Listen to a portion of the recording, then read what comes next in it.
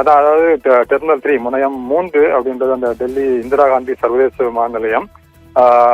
வழக்கமாகவே பயணிகள் அதிகமாக வந்து செல்லக்கூடிய விமான நிலையம், நாட்டில் இருக்கக்கூடிய ஒரு முக்கியமான விமான நிலையங்களில், பரபரப்பான விமான நிலையங்களில் ஒன்று. ஸோ அந்த நிலையில்தான் அந்த விமான நிலையத்தில் டெர்மினல் 3 எனப்படும் முனையம் 3 இந்த சம்பவமானது நடைபெற்றிருக்கின்றது. ஒரு மணி அளவில் இந்த சம்பவமானது அந்த பேருந்து, அதாவது நீங்கள் குறிப்பிட்டது போல அந்த ஏர் இந்தியா விமானமானது அங்கு நிறுத்தப்பட்டிருந்தது. அதற்கு மிக அருகிலேயே தான் இந்த பேருந்தானது, இது தரைத்தளத்தில் கையாளக்கூடிய அந்த ஒரு பேருந்து பயணிகளை ஏற்றி செல்வது, அது மட்டும் இல்லாமல் அந்த லக்கேஜுகளை ஏற்றி செல்வது உள்ளிட்ட அவற்றை கையாளக்கூடிய அந்த ஒரு பேருந்து, அந்த பேருந்து தான் நிறுத்தி வைக்கப்பட்டிருந்தது.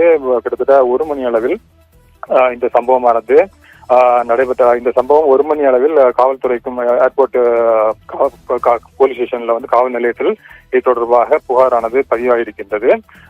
ஸோ அதுல வந்து யாருமே பயணிகள் யாரும் இல்லை என்றும், அது மட்டும் உடைமைகள் அதில் இல்லை என்றும் தற்பொழுது தெரிவிக்கப்பட்டிருக்கின்றது. ஸோ அதன் காரணமாக பெரிய அளவில் எந்த விதமான பாதிப்பும் எந்த விதமான சேதமும் ஏற்பட்டதாக தகவலானது தெரிவிக்கப்பட்டிருக்கின்றது.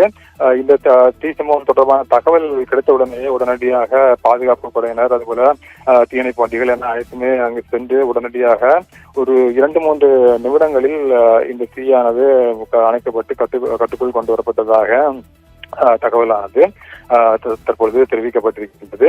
ஸோ அதன் காரணமாக தான் நாம் குறிப்பிட்டது போல என்ன காரணத்தினால் இந்த அதாவது வந்து சிஎன்ஜி எனப்படக்கூடிய அந்த கம்ப்ரஸ்ட் நேச்சுரல் கேஸில் இயங்கக்கூடிய அந்த பேருந்தாகும். ஸோ அது என்ன காரணத்தினால் இது தீப்பிடித்து இருந்தது என்பது தொடர்பாக தற்பொழுது விசாரணை நடைபெற்று வருவதாகவும் தகவல் தெரிவிக்கப்பட்டிருக்கின்றது. அந்த பேருந்து முழுவதுமாக ஆய்வு மேற்கொள்ளப்படும் எனவும் தகவலானது தெரிவிக்கப்பட்டிருக்கிறது. ஆய்வு மேற்கொள்ளப்பட்டு அதன் அடிப்படையில் தான் என்ன காரணத்தினால் அந்த பேருந்து தீப்பிடித்து இருந்தது என்பது தொடர்பான தகவலானது முழுமை பெறும் என்று தகவல் தெரிவிக்கப்பட்டிருக்கின்றது. ஸோ தற்போது இருக்கக்கூடிய சூழ்நிலையில் இந்த சம்பவம் அந்த விமான நிலையத்தில் சிறிது நேரம் பரபரப்பை ஏற்படுத்தி இருந்திருக்கின்றது. அதன் பிறகு அந்த தீயானது கட்டுக்குள் கொண்டு வரப்பட்டிருக்கின்றது. நான் குறிப்பிட்டது போல எந்த பயணிக்கும் யாருக்கும் எந்த விதமான அசம்பாவிதமும் இதுவரையில் ஏற்பட்டதாக எந்த தகவலும் இல்லை.